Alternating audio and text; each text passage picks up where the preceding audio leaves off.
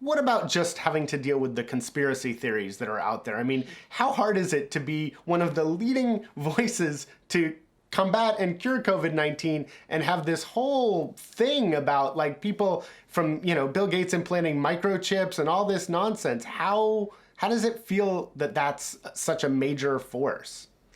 It's disappointing, quite honestly, when you see that level of vitriol on disinformation that it isn't true. But on the other hand, I can also kind of understand it, right? I mean, people are home.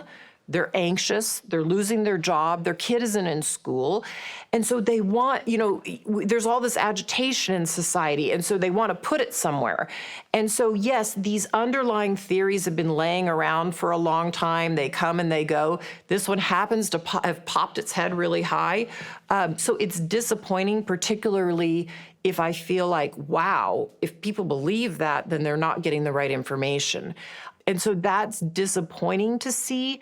But again, I always remain hopeful because I think once we have the right tools and people see them starting to get out in society and society getting better, I think a lot of that anxiety and a lot of that disinformation, quite honestly, will go away. And if the genesis of it is germane and natural and kind of unavoidable, is the spread of it and the volume, is that responsibility lay at the feet? Do you blame social media? Do you blame politicians for the fact that these conspiracy theories are spreading so fast?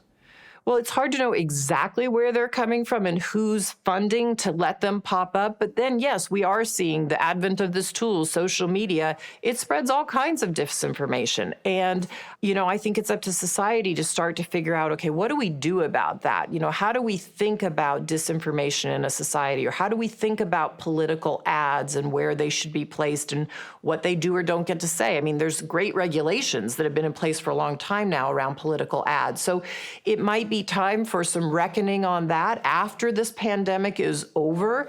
I don't think in the middle of a pandemic, though, that's what we're going to get done.